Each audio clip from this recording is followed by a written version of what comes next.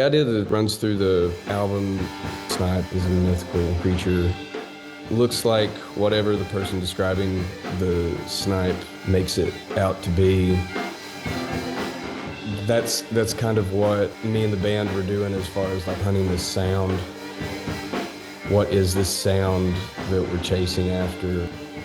Narratively, us as a band, you know, what are we chasing as far as what is success to us?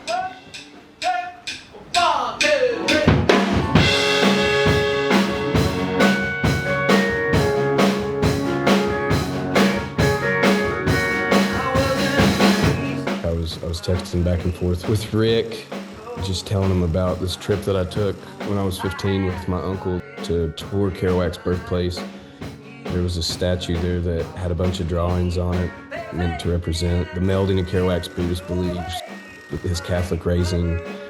And that's really what I was trying to do with this album, is how do I fold my catalog into itself, make this snapshot of that blending of oneness. Working with Rick, it just felt like going on a road trip with somebody who was just excited to be on a road trip. Didn't really have any preconceived notions of where we were going to stop, and was just as ready to hear about places that we should see along the way as much as he was excited to suggest things that we could do. And you finally get to it at the end, and that's the end. And maybe we work it out where it ends, where you say that instead of having an outro. You always go with feel over parts. Ultimately, if we can't pick the better part fit and the better feel, we're going to the better feel of it. And then the middle on it, so everybody will like it.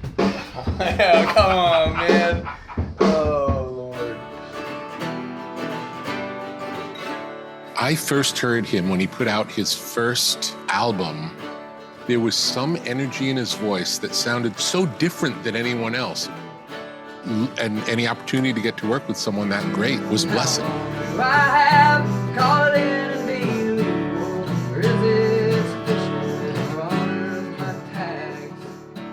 I would always ask him to either play it for me on guitar by himself or to make just an acoustic demo of him playing the song, so that we could hear the song without the interpretation of what the band or any band brings to it.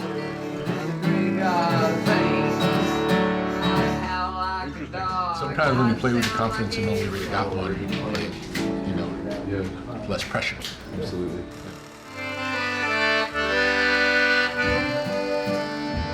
And I'm letting her lead as we dance in the dark.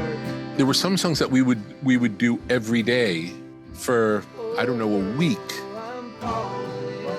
And then listen to the differences between the different takes from day to day without even aiming for anything different, just to see energetically what was different on that day.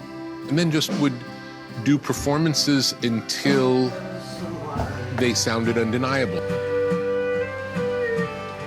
So we set up the house, and it was also the first time that this whole band came together, which was something that was important to Tyler. All of the records that we make really are reflections of who we are in that moment. If he was to make an album with these same songs in 5 years, it'd probably be a very different album. The approach tells you a lot about where they're at in their trajectory.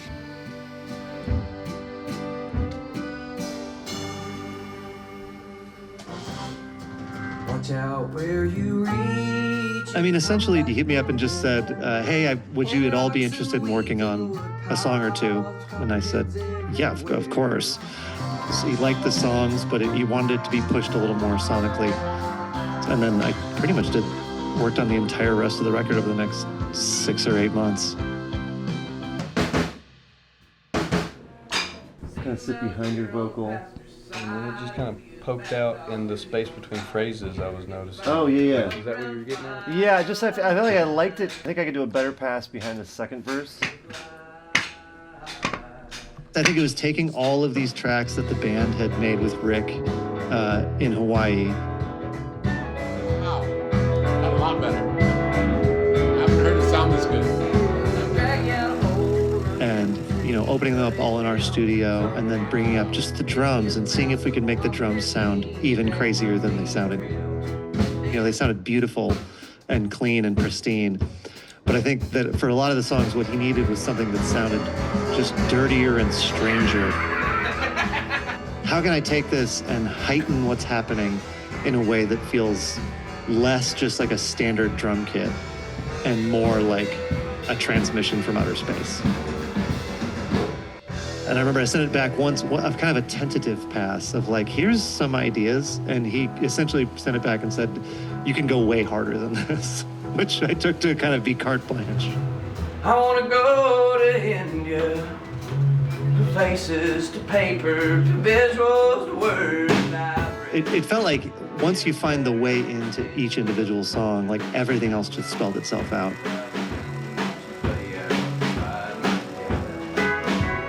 It was just like pedal to the floor from moment one.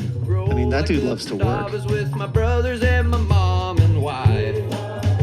think they showed up a day early, and we were just like, all right, let's go listen to stuff. And then I think we worked until like 3 a.m. that night, and then we woke up the next morning, started right again. I think we pulled up like 8 or 9 songs in like the 3 days he was here. It kind of gave us like a frame within which to make decisions when we were doing more stuff from the ground up. And this kind of like 3-way like ricochet game between Rick and then to me and then to Shawn, and hearing each one of us kind of spin the thing in a different direction, but having Tyler be like the rudder on all that. It's just, I can really hear that when I listen to it now. I'm extremely biased, but I just fucking love it.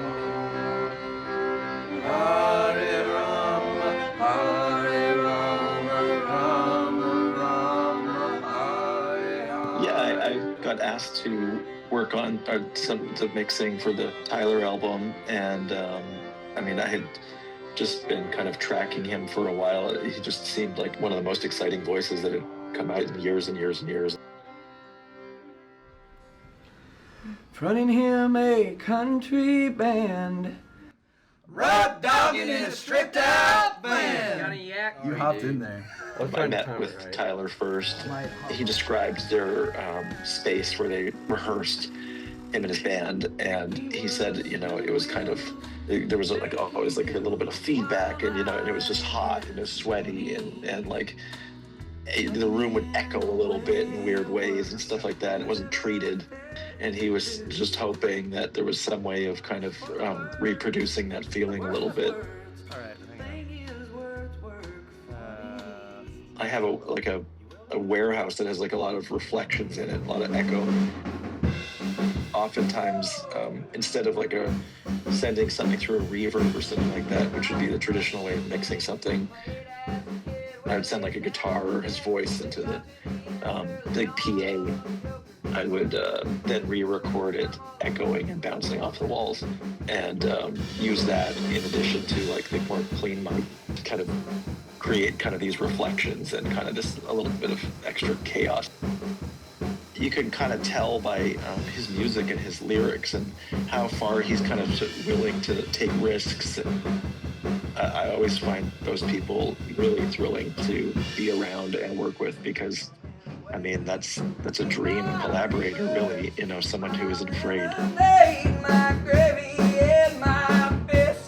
If I was trying to label the sonic aesthetic that I'm looking for, I've always jokingly called it Salvador Dollywood, you know.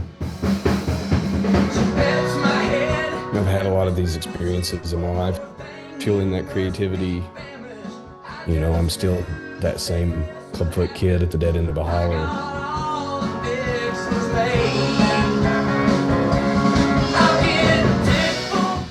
How do you express that creativity sonically? It's always been that snipe that I've been hunting for.